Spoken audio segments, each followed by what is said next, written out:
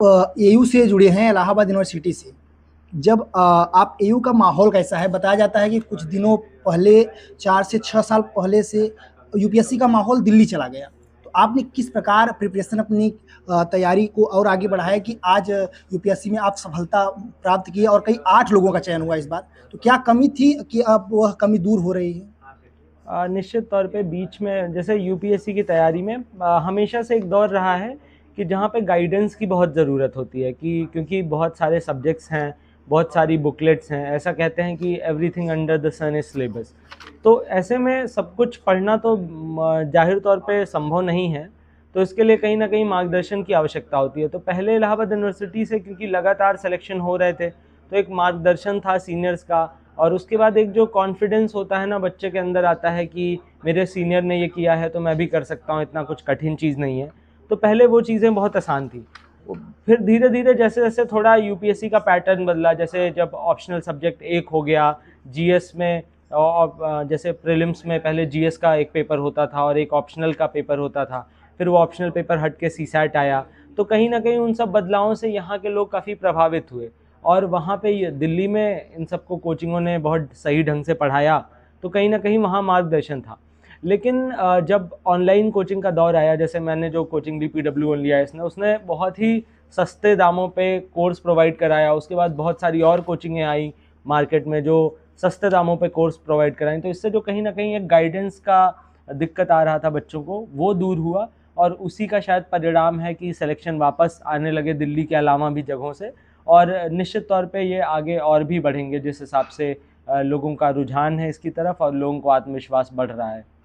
एक सवाल यह है कि यूपीएससी के इंटरव्यू में इलाहाबाद विश्वविद्यालय में आपको उस माहौल ने किस प्रकार आपको इंटरव्यू में आपको पास कराने में मददगार हुआ, साबित हुआ? निश्चित तौर पे इलाहाबाद विश्वविद्यालय का सहयोग रहा है, क्योंकि यहाँ पे जो हमारा सीनियर जूनियर इंटरेक्शन है, जो एक मेंटल सपोर्ट होता है। जैसे कि मैं जब विश्वविद्यालय में पढ़ता था तो जो वहाँ पे टीचर्स थे जो गाइड करते थे कि कोई दिक्कत होती है तो मतलब जाके टीचर से पूछ लो। बहुत सारे अच्छे टीचर्स भी थे जो मुझे पर्सनली पसंद है, जैसे AK राय सर।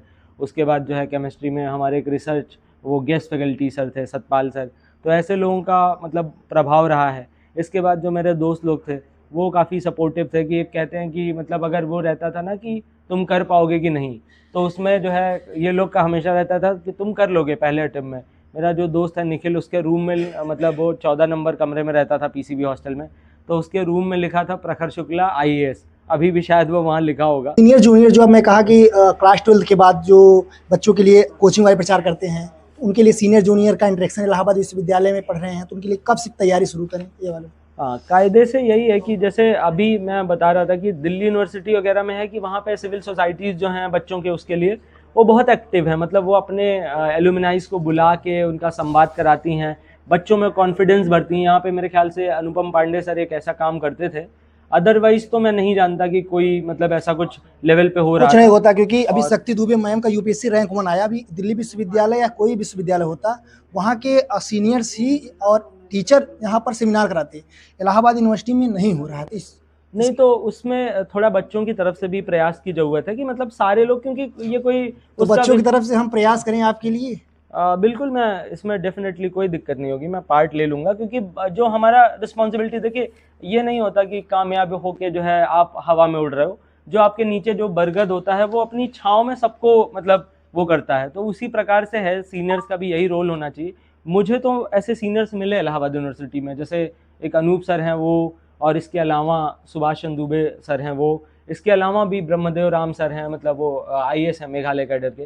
तो ऐसे कई सारे लोगों का इंटरेक्शन रहा, लेकिन वो थोड़ा लेटर स्टेज पे हुआ, शुरू के स्टेज पे नहीं रहा। क्योंकि शुरू के स्टेज पे मैं नहीं जानता था। जब मैं वो तो तैयारी में एकदम अच्छे से आया, प्री निकाला, तब मुझे पता चला कि हाँ ऐसे लोग एग्जिस्ट करते हैं जो आतुर हैं इस चीज़ के लिए।